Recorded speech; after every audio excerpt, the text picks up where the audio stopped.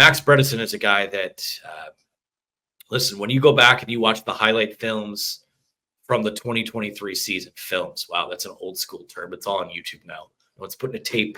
No one's rolling out the TV cart and put the tape in.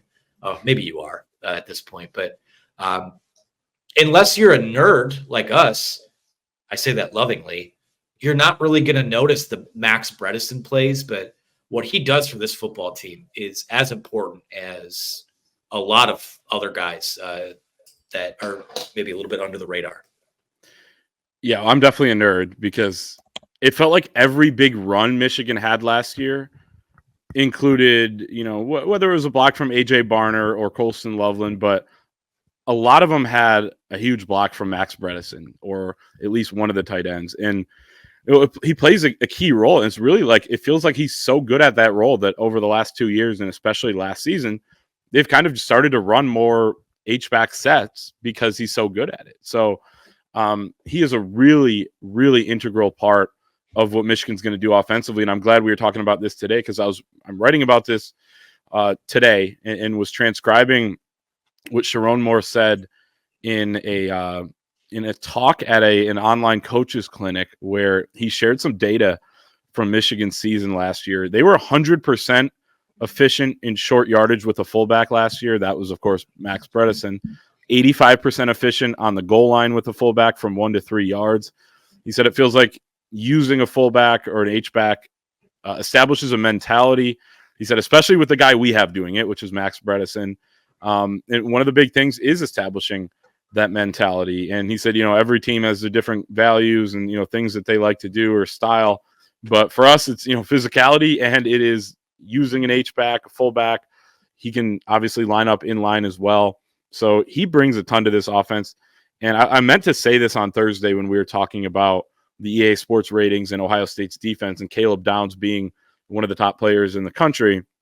You see that he is taking reps at running back this spring, or did this past spring. That was a report out of Columbus. I think Max Bredeson may have scared him to the offensive side of the ball because he had some pretty gnarly blocks on Caleb Downs in the Rose Bowl.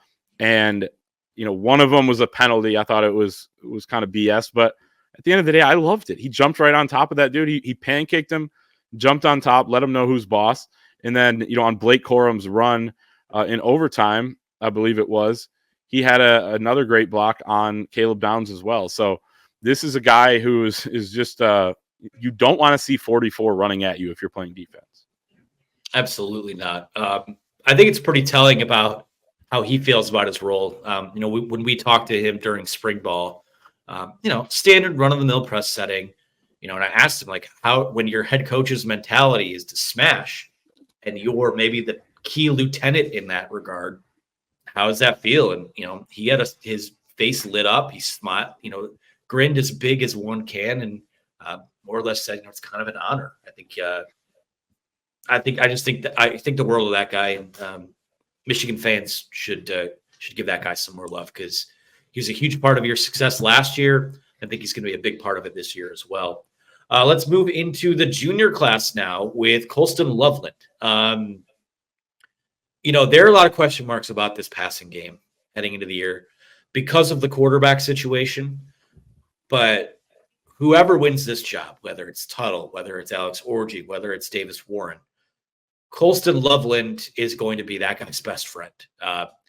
Most draft people heading into next year's class have him as a first-round caliber prospect.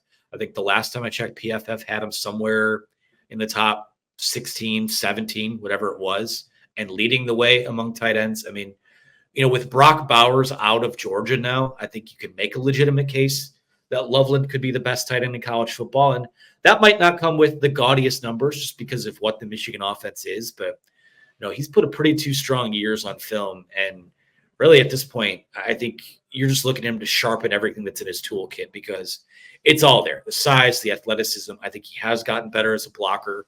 Still maybe not, the most well-rounded that you can be there. But, he's a matchup tight end. He can play in line, but he's a movable piece. And I think he's a guy that really has a chance to be the straw that stirs the drink when it comes to what this offense, what this passing game can look like. Yeah, and it goes back to the point that Michigan uses a lot of different tight ends, so it's not like he's the only one on the field and is only tasked with blocking. He has a bigger role. And last year, in terms of his snaps in line as a tight end and everywhere else, whether it was the backfield, the slot, or out wide, it was about equal between in line and all the other things. So he moves around a lot. They used multiple tight ends last year on 58.3 of their offensive snaps. We know that they just love to get in big personnel groupings and smash, as you said, with the Sharon Moore's mantra.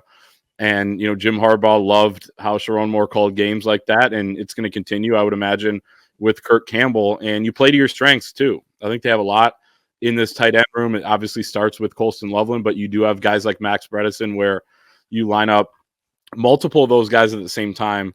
And, you can do both. You can run out of those formations. You can pass out of those formations. But Colton Loveland, definitely his best trait is as a receiver. 6'5", 245 pounds, very fast, has that explosion where when he catches the ball and he turns and he needs to get 3-4 yards for a first down, like he has that burst that you need to get that, which is huge and does kind of remind you a little bit of Brock Bowers. There's something about Brock Bowers that's a little different, but when he turns and tries to get that first down. But I think this is somebody who's going to have another huge year. Last season was already fantastic. He had the most receiving yards from a Michigan tight end in a season, 649, since Jake Butt had 654 in 2015. And he'll probably be, or definitely be, even more of a focal point within this offense. If you don't have this high-level quarterback play, some of the plays might need to be a dump down to your tight end. And Colton Loveland is as reliable as they get. Excited to see how much better he can get, because I think there is some more to unlock there. And when you hear, it's pretty affirming when you hear draft people talk him up the way that they have. So excited to see what he'll be able to do. A guy in his class who has been maybe the biggest riser of the offseason, maybe on the offensive side of the ball, is Marlin Klein, who has a chance to slide into that AJ Barner or Luke Schoonmaker type of role as the, if you want to call it 1B, fine. I think in this situation with Loveland, you're definitely more of a number 2. But Steve Kasula referred to him as a starting level player, a guy that they essentially see as a starter moving forward. A bit raw, needs some more game experience. But even Colton Loveland said, this is a direct quote from Colton Loveland I just pulled up. He said, Marlin is the fastest tight end, probably the strongest tight end, the biggest tight end. So he's got it all there. He's done a great job this spring of taking that next step, actually starting with real playing time. And he's embraced it and done a damn good job of practice. Obviously, AJ Barner was one really good inline blocking tight end. Not saying Marlin can't do that. He definitely can. But basically, with what we've talked about, the way that they were going to run and play offense, you're going to see a hell of a lot of Marlin Klein this year too. Yeah, I think so. And it's going to be interesting because AJ Barner was one of the more underrated players on this team, along with Max Bredeson, and especially on the offensive side of the ball. And he was such a beast blocking. Like when you say that most of those big runs had a big block from Max Bredeson, a lot of them also had a big block from AJ Barner. So he does have big shoes to fill.